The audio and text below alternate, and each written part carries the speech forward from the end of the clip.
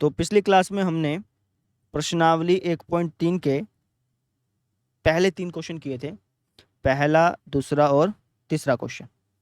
इसके अंदर हमने क्या क्या पढ़ा था? इसके अंदर हमने पढ़ा था कि यार उपसमुच्चय क्या होते हैं, उपसमुच्चय को किस सिंबल से रिप्रेजेंट करते हैं, है ना। उपसमुच्चय का जो सिंबल होता है और जो बिलोंग्स टू का सिंबल होता है, इनके बीच में क्या डिफरेंस है। और इसके साथ साथ हमने 3 क्वेश्चन कर लिए थे। आज हम आगे बढ़ते हैं। आज हम करेंगे 4th और 5th क्वेश्चन। 4th और 5th क्वेश्चन 2 ही क्वेश्चन करवा रहा हूँ, और हो सकता है कि लेक्चर लंबा बन जाए, 20-25 मिनट का बन जाए, क्योंकि इसका कंसेप्ट समझाना पड़ेगा पहले। ठीक है, चलिए जी कंसेप्ट समझते हैं। पहले आप हेडिंग डाल लीजिए उपसमुच्चय। उपसमुच्चय हम पहले वाले लेक्चर में ही पढ़ चुके हैं, लेकिन एक बार मैं रिवाइज करा देता हूँ ताकि आज का कंसेप्ट समझ में आ सके। तो उपसमुच्चय को इंग्लिश में बोलते हैं सबसेट। थोड़ा सा फास्ट कराऊंगा क्योंकि हमने पढ़ लिया है ना, रिवाइज ही कराना है। उपसमुच्चय को इंग्लिश में क्या बोलते हैं? सबसेट। जैसे मान लीजिए कि एक समुच्चय है ए, जिसके अंदर एलिमेंट हैं 1, 2, 3। एक समुच्चय है मेरे पास बी, जिसके अंदर एलिमेंट हैं 1, 2, है ना। तो मैं क्या कहूँगा कि बी जो है वो ए का उपसमुच्चय है। क्यों कहूँगा? बताया था मैंने आपको, क्योंकि बी के अंदर जो एलिमेंट हैं वो ए के अंदर भी प्रेजेंट है। क्या बोला मैंने? बी के अंदर जो एलिमेंट हैं, बी जो समुच्चय है, इसके अंदर जो एलिमेंट हैं वो ए के अंदर भी है। बी के अंदर बी के अंदर जो अवयव हैं, या फिर कह लो बी के अंदर जो एलिमेंट हैं वो ए में भी हैं। इसकी वजह से तुम क्या कह रहे हो कि बी ए का उपसमुच्चय है, ए का सबसेट है ना। जैसे मान लीजिए कि मैं एक समुच्चय बना लेता हूँ, लेट्स से ई नाम दे दिया उसको मैंने, उसके अंदर एलिमेंट डाल दिए 1 और 3। अब मैं आपसे पूछता हूँ, क्या ई ए का उपसमुच्चय है या नहीं है? बताइए शाबाश। क्या ई ए का उपसमुच्चय कहलाएगा कि नहीं कहलाएगा? बताइए। कहलाएगा। क्यों? क्योंकि ई के अंदर जो एलिमेंट्स हैं, कौन कौन से? 1 और 3। वो 1 और 3 यहाँ पर भी हैं। तो तुम क्या कहोगे कि हाँ जी ई ए का उपसमुच्चय है। एक दो चीज़ें और पूछूं। जैसे मान लो कि एक उपसमुच्चय बना दिया मैंने डी, लेट्स से 5 और 7, एक समुच्चय बना दिया है ना, 5 और 7।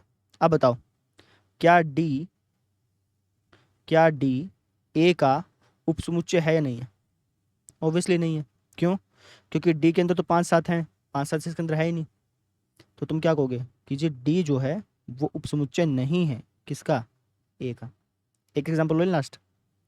लेट्स से कि मैंने एक समुच्चय बना दिया, उसका नाम देता हूँ मैं, मान लो एम नाम दे दिया, जिसके अंदर एलिमेंट हैं 1 और 4। बताओ, क्या एम जो समुच्चय मैंने बनाया, क्या एम को मैं ए का उपसमुच्चय बोल सकता हूँ? हाँ है ना। क्या एम ए का उपसमुच्चय है? नहीं है। क्यों? क्योंकि भैया एम के अंदर तो 4 भी है, इसके अंदर 4 नहीं है। उपसमुच्चय कब बोलेंगे? जब इसके अंदर जो एलिमेंट है ना, सारे के सारे एलिमेंट इसके अंदर भी होने चाहिए, तब हम कहेंगे कि उपसमुच्चय है। समझे? एक लास्ट एग्जांपल और ले लें, 2-3 और लूंगा, फिर उसके बाद फिर कंसेप्ट समझ में आ जाएगा तुम्हें। लेट्स से मैंने एक समुच्चय बना दिया एच, जिसके अंदर एलिमेंट हैं 1, 2, 3। बताओ, क्या मैं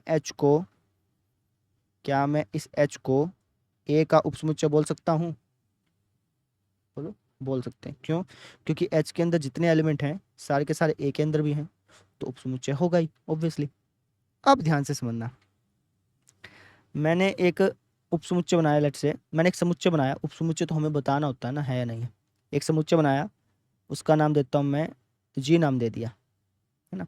इस समुच्चय के अंदर मैंने एक भी एलिमेंट नहीं लिया, इस समुच्चय के अंदर मैंने एक भी एलिमेंट नहीं लिया। अब मैं तुमसे पूछ रहा हूँ कि क्या ये जो जी मैंने समुच्चय बनाया है, ये जो जी समुच्चय मैंने बनाया है, क्या मैं इस जी को इस ए का उपसमुच्चय बोलूंगा या नहीं? क्या जी ए का उपसमुच्चय है या नहीं? बताइए, क्या जी ए का उपसमुच्चय कहलाएगा या नहीं? सोचिए, पहले दिमाग में सोचिए। है। आप में से कई बच्चों ने सोचा होगा सर नहीं है। क्यों है? इसका रीजन समझो। उपसमुच्चय हम कब बोलते हैं? जैसे मान लो कि मैंने ई को ए का उपसमुच्चय कहा। क्यों कहा? क्योंकि इसके अंदर भी 1, 3 आ रहा था, इसके अंदर भी एक 3 आ रहा था, तो इसलिए ई ए का क्या है, उपसमुच्चय। ठीक है, या फिर मैं इसको कह सकता हूँ कि यार ई के अंदर जो एलिमेंट थे वो ए के अंदर भी थे, इसलिए ई ए का उपसमुच्चय हुआ। या फिर मैं इसको ये भी बोल सकता हूँ कि यार ई के अंदर ऐसा कोई भी एलिमेंट नहीं था जो ए के पास ना हो। ई के अंदर ऐसा कोई भी एलिमेंट नहीं था जो ए के पास ना हो, तो इसलिए ई ए का उपसमुच्चय हुआ। कह सकता हूँ ना, जैसे देखो डी जो है वो ए का उपसमुच्चय नहीं था। क्यों? क्योंकि डी के पास 7 था जो कि ए के पास नहीं था। अगर ए के पास भी 7 होता, डी के पास 5 भी था ना, हाँ अगर ए के पास 5 और 7 होता तो फिर हम कह सकते थे हाँ भाई डी ए का उपसमुच्चय है। जैसे यहाँ पे देखो एम के पास 1 है, ए के पास भी 1 है, चलेगा। एम के पास यहाँ पे 4 था लेकिन ए के पास 4 नहीं था, जिसकी वजह से तुमने क्या कहा कि यार एम जो है वो ए का उपसमुच्चय नहीं है। बात तो घुमा के होगी ना, कहने की बात मतलब तो वही है कि भाई एम के पास एक ऐसा एलिमेंट था जो ए के अंदर नहीं था, इसलिए वो उपसमुच्चय नहीं बना। रीजन यही है ना। ठीक है, अब जी की बात करते हैं। जी के पास क्या कोई ऐसा एलिमेंट है, क्या कोई ऐसा अवयव है जो ए के पास ना हो? सोच के बताओ, क्या इस जी भाई साहब के पास ऐसा कोई अवयव, ऐसा कोई एलिमेंट है जो ए के पास ना हो? अब कहोगे सर जी के अंदर तो कुछ है ही नहीं, तो इसका मतलब ये हो गया कि जी के पास ऐसा कोई एलिमेंट है ही नहीं जो ए में ना हो। लॉजिकली तो वही हुआ ना। बात देखो दोनों वही चीज है। मैं उपसमुच्चय कब बोलता हूं? मैंने कहा कि यार बी ए का उपसमुच्चय होगा। क्यों होगा? क्योंकि बी के पास जो एलिमेंट है वो ए के पास भी है। या फिर मैं उसको उल्टी तरीके से भी कह सकता हूं कि बी के पास ऐसा कोई भी एलिमेंट नहीं है, ऐसा कोई एक सिंगल एलिमेंट भी नहीं है जो ए के पास ना हो। समझे? बात तो सेम ही हुई ना, एक ही बात को कहने का दो तरीके हो गए।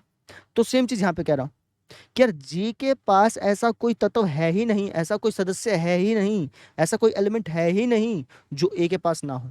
तो इसका मतलब क्या हुआ कि जी जो है वो ए का उपसमुच्चय कहलाएगा। थोड़ा सा गहराई से समझाया था, हो सकता है कि एक बार ना समझ में आए, वापस देख सकते हो इस चीज को।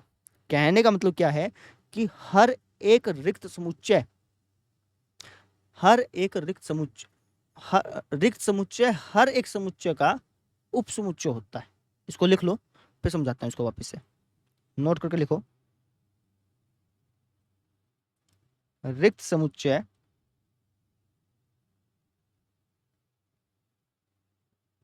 प्रत्येक समुच्चय का उपसमुच्चय होता है।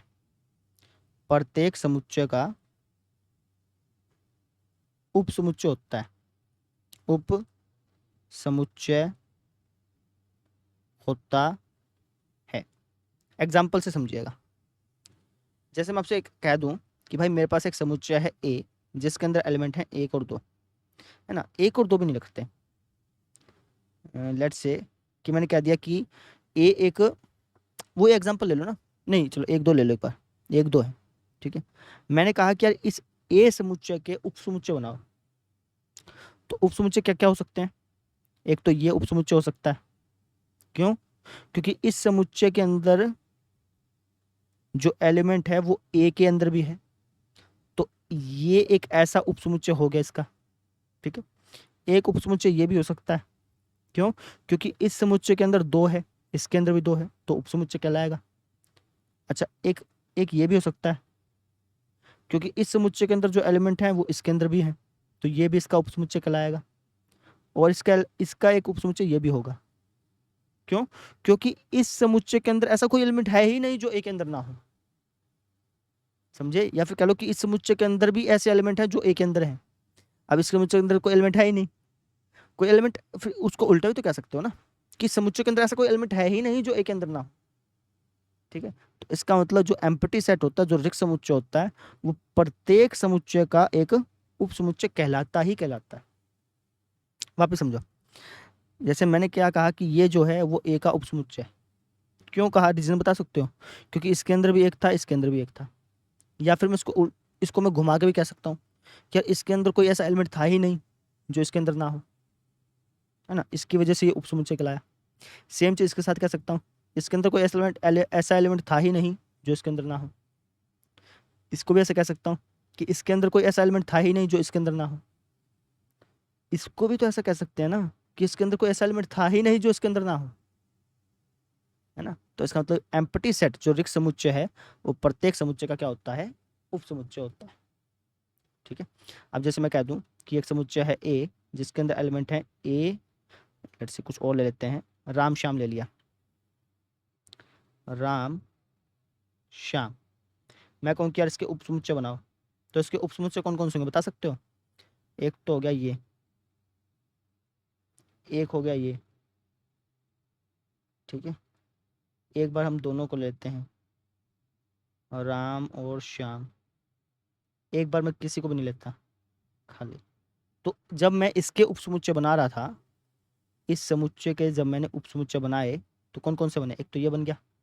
क्यों बन गया? क्योंकि इस समुच्चय के अंदर ऐसा कोई एलिमेंट था ही नहीं जो ए के अंदर ना हो, इसलिए बन गया। ये भी बन गया क्योंकि इस समुच्चय के अंदर ऐसा कोई एलिमेंट था ही नहीं जो इसके अंदर ना हो।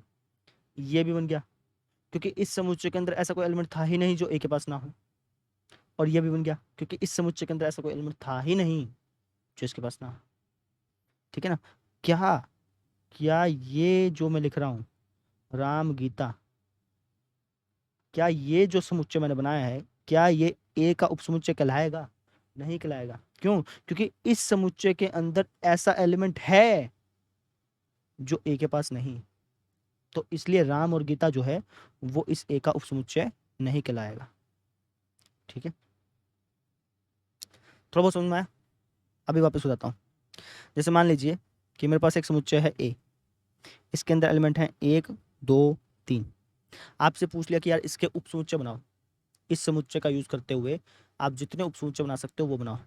तो कौन कौन से बना सकते हो? एक तो ये उपसमुच्चय कहलाएगा, ये भी उपसमुच्चय कहलाएगा, ये भी उपसमुच्चय कहलाएगा, है ना। दो दो का जोड़ा बना लो, ये भी उपसमुच्चय कहलाएगा। ठीक है। इसको भी आप उपसमुच्चय कहोगे और इसको भी आप उपसमुच्चय कहोगे। कहोगे कि नहीं? क्योंकि इसके अंदर ऐसा कोई एलिमेंट है ही नहीं जो इसके अंदर ना हो। ठीक है। अच्छा, इसको भी आप उपसमुच्चय कहोगे। ठीक है। और इसको भी आप उपसमुच्चय कहोगे।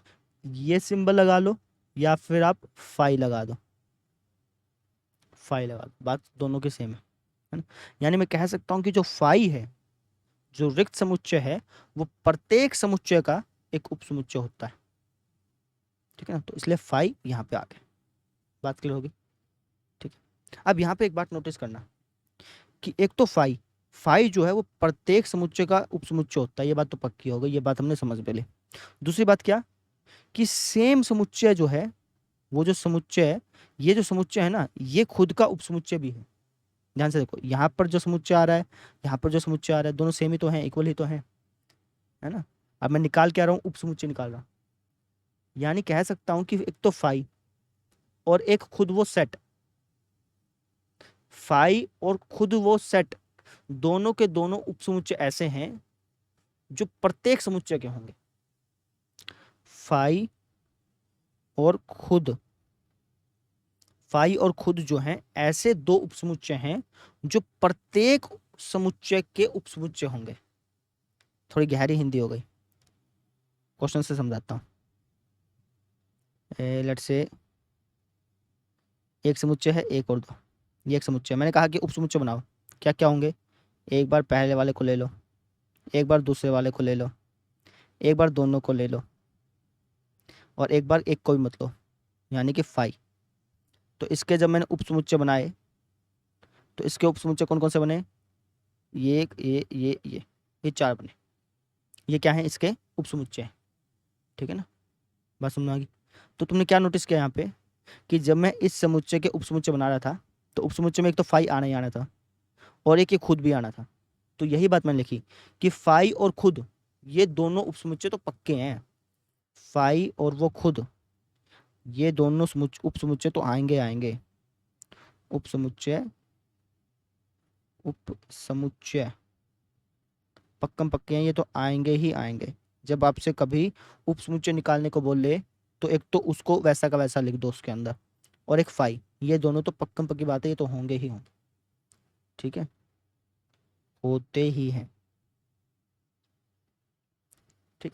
क्वेश्चन कराता हूँ, क्वेश्चन से आपको ज्यादा समझ में आएगा। ले लें आपकी एनसीईआरटी बुक। चलिए फोर्थ क्वेश्चन,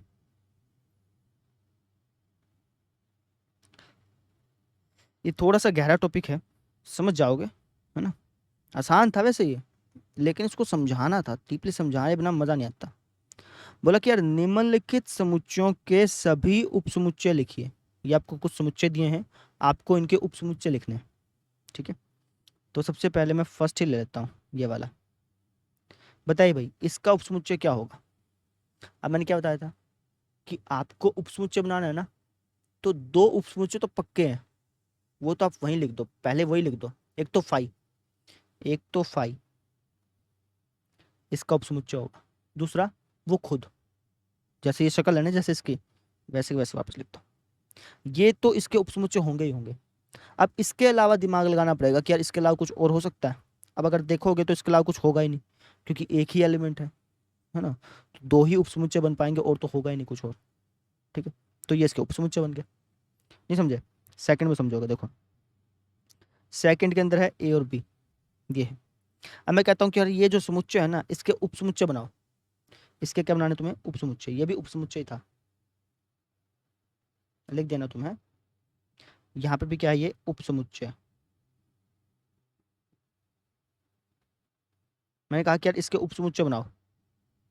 क्या बनाओ, इसके उपसमुच्चय। उपसमुच्चय कैसे बनाओगे, दो तो पक्के हैं ही, एक तो फाई, एक तो फाई पक्का है, इसका उपसमुच्चय होगा। दूसरा ये खुद, ये खुद, ठीक है। अब इसके बाद दिमाग लगाओ कि और क्या हो सकते हैं उपसमुच्चय। अगर देखोगे तो अगर मैं इस पहले वाले को ले लूँ तो एक ये इसका उपसमुच्चय हो सकता है। अगर मैं इस दूसरे वाले को ले लूँ तो ये जो है ये भी इसका उपसमुच्चय हो सकता है, सिंपल। सेकंड हो गया। थर्ड देखो, थर्ड है हमारा एक दो तीन, इसके उपसमुच्चय बनाओ। अभी मैंने क्या बताया तुम्हें कि भाई उपसमुच्चय जब बनाने के बोलते हैं तो दो तो फिक्स हैं ही, वो तो होंगे ही होंगे।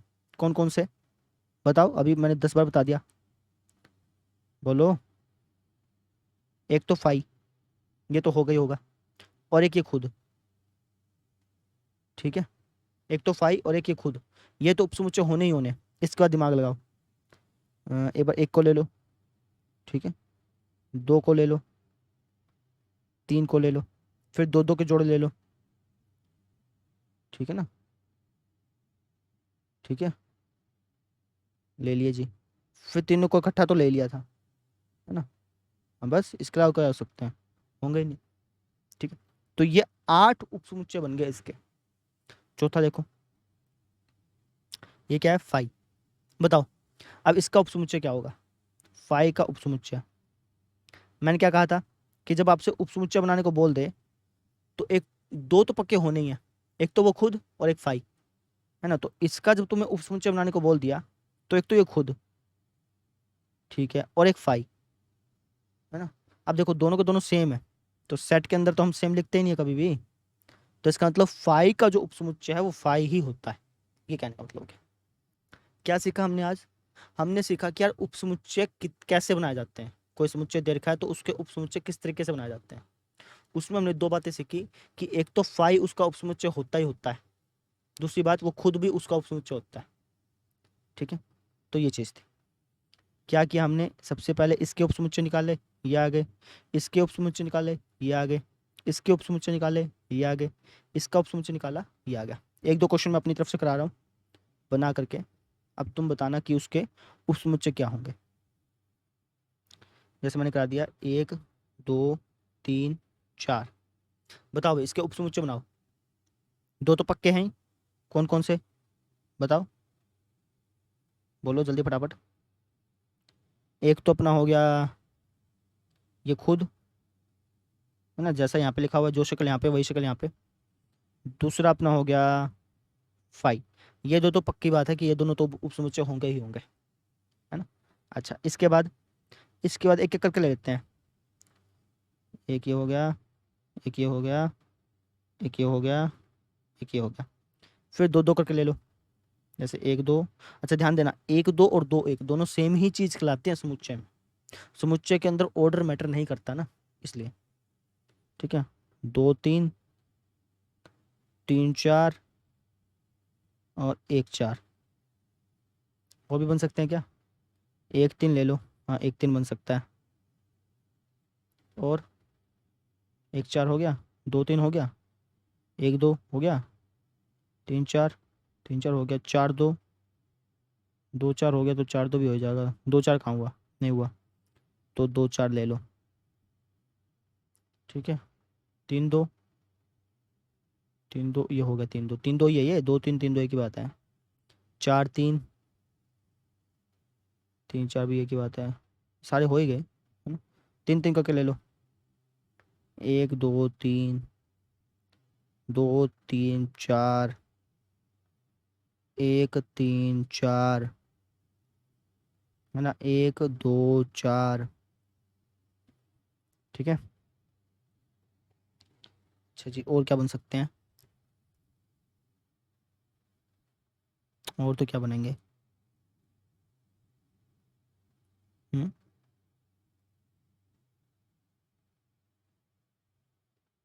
नहीं और नहीं बनेंगे, इतने ही बनेंगे। ठीक है, तो ये सारे के सारे क्या बन गए, उपसमुच्चय बन गए।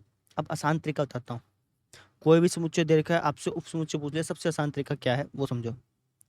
सबसे आसान तरीका ये, जैसे मान लो कि एक समुच्चय दे दिया ए, ये वाला, बोल दिया कि यार इसके उपसमुच्चय बताओ। बहुत ही आसानी से, आसान तरीके से बता सकते हो। एक तो तुम ऐसे कर सकते हो,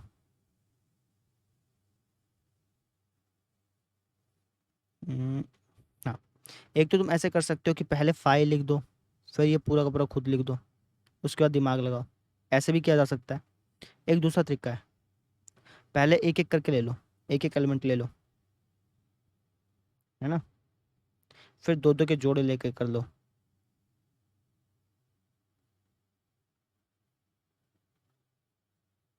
फिर तीनों को इकट्ठा ले लो।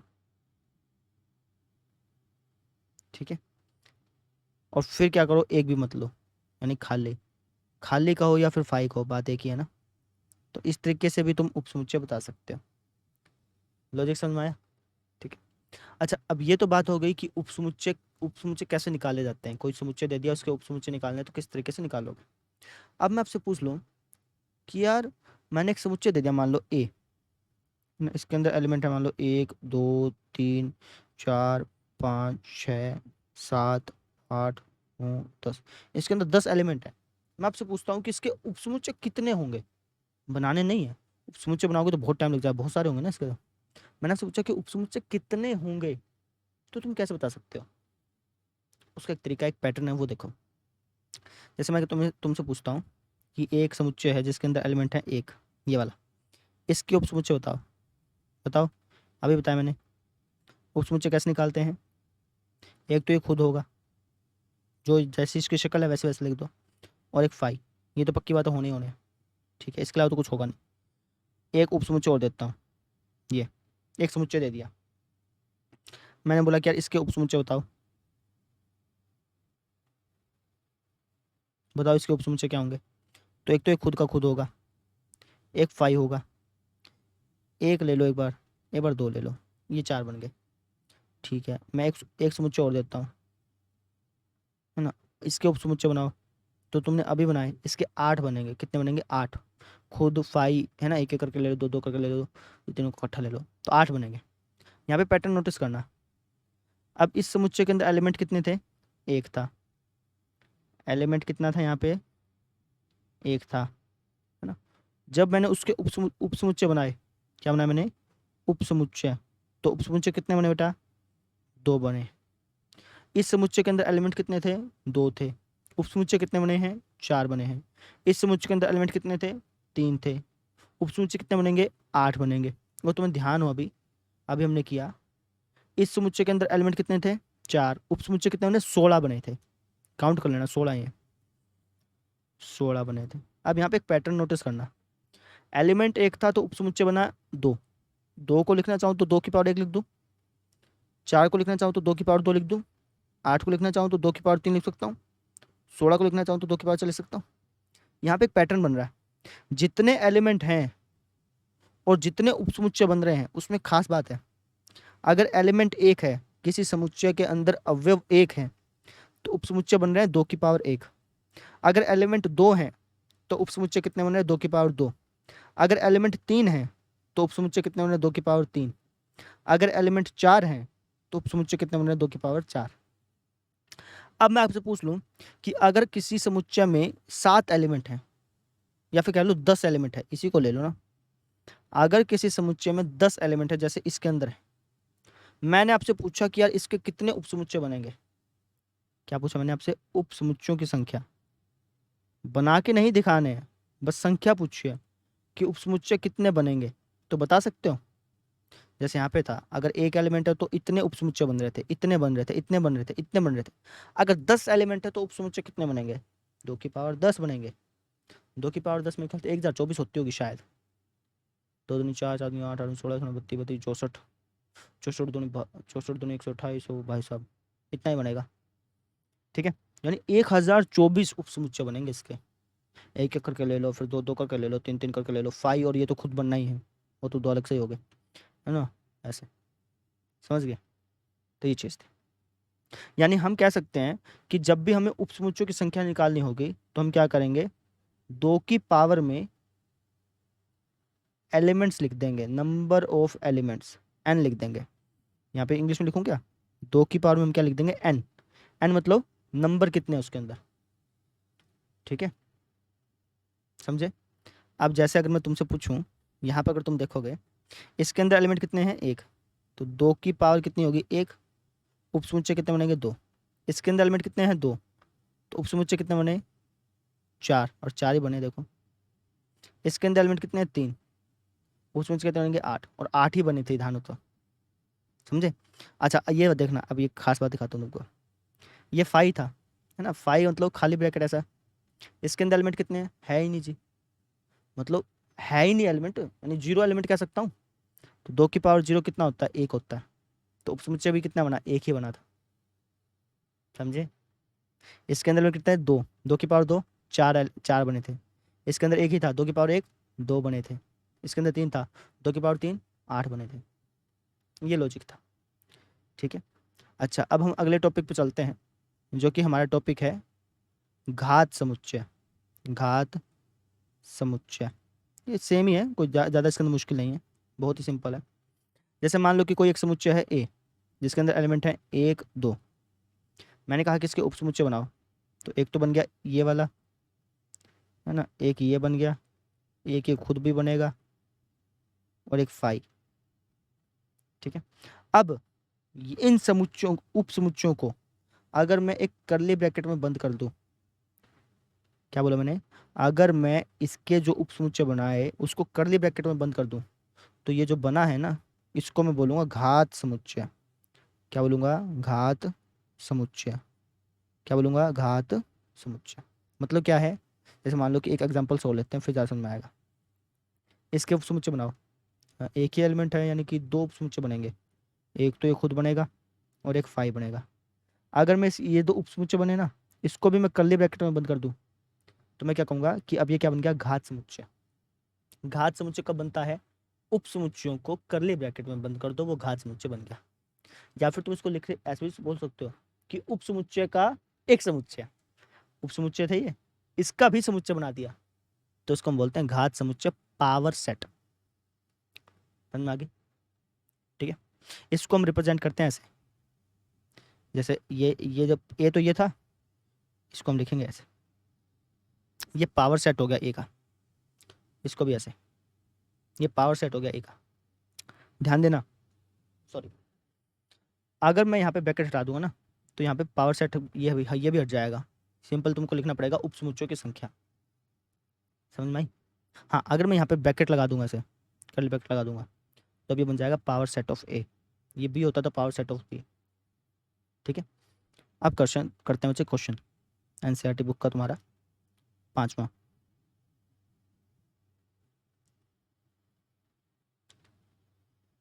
क्या बोला है कि भाई पावर सेट ऑफ ए के कितने अवयव होंगे यदि ए बराबर है 5। समझो ध्यान से, इसने कहा कि ए बराबर है 5। ए किसके बराबर है? 5 के। तो पावर सेट ऑफ ए के अंदर कितने एलिमेंट होंगे?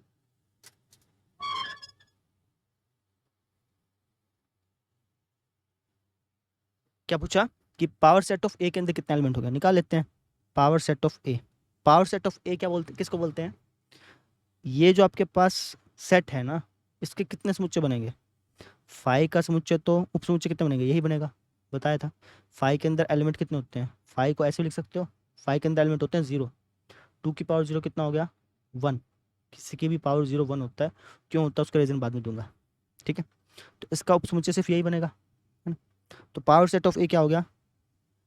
ये इसका उपसमुच्चय बना दिया, इसको भी कर्ली ब्रैकेट में बंद कर दो, समझे ना। जो आपके पास समुच्चय दे रखा है उसके उपसमुच्चय बना दिया, फिर उसको कर्ली ब्रैकेट में बंद कर दो। ये क्या कहलाता है? Power set.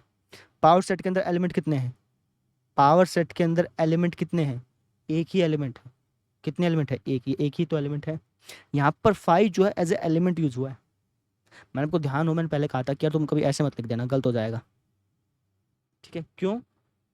उस टाइम वो जो था ना, वो वहां पे एज अ, आप ऐसे समझिए, तब हम बात कर रहे थे सेट की, अब हम बात करें पावर सेट की, ठीक है ना। यहाँ पर ध्यान से समझो, यहाँ पर पावर सेट का मतलब क्या होता है कि जो उपसमुच्चय होते हैं उनको कर्ली ब्रैकेट में बंद कर दो। अब 5 का उपसमुच्चय तो 5 होता है ना, और इसको भी हमने किस में बात कर दिया? कर्ली ब्रैकेट में बंद कर दिया।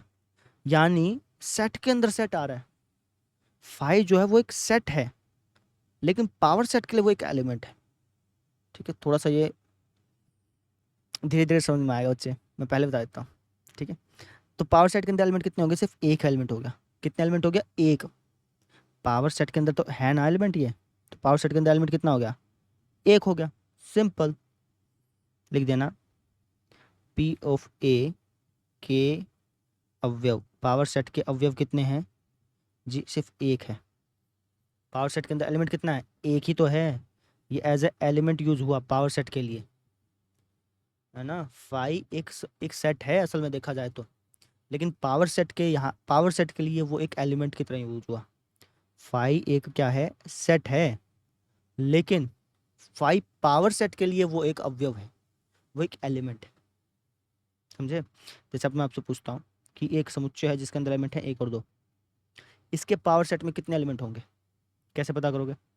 इसके कितने उपसमुच्चय बनेंगे? एक तो ये बन गया, एक ये बन गया, एक ये बन गया, और एक ये बन गया। इसको कर्ली ब्रैकेट में बंद कर लोगे तो ये पावर सेट बन गया। पावर सेट के अंदर क्या आ रहे हैं? ध्यान से देखो, पावर सेट के अंदर सेट है, ये भी सेट है, ये भी सेट है, ये भी सेट है, ये भी सेट है ना। तो पावर सेट के अंदर सेट आ गए, समझे। तो इसके अंदर कितने एलिमेंट है? 4 है ना। फॉर्मूले की मदद से भी कर सकते थे, 2 की पावर n की मदद से, लेकिन कंसेप्ट समझाना था इसलिए मैंने इसको ऐसा लिख के दिखाया, ठीक है। तो आज का टॉपिक जो है वो यहाँ पे ख़त्म हो गया, ठीक है। कल मिलते हैं, फिर कल हम आगे करेंगे। तो जो आज 2 क्वेश्चन कराए इसको थोड़ा सा सोचिएगा इनके बारे में, है ना, क्योंकि डीप कंसेप्ट था। कंसेप्ट समझना जरूरी है, क्वेश्चन क्वेश्चन तो कुछ कराया नहीं, वैसे भी कंसेप्ट समझना जरूरी है, ठीक है बच्चे। कल मिलते हैं फिर, थैंक यू।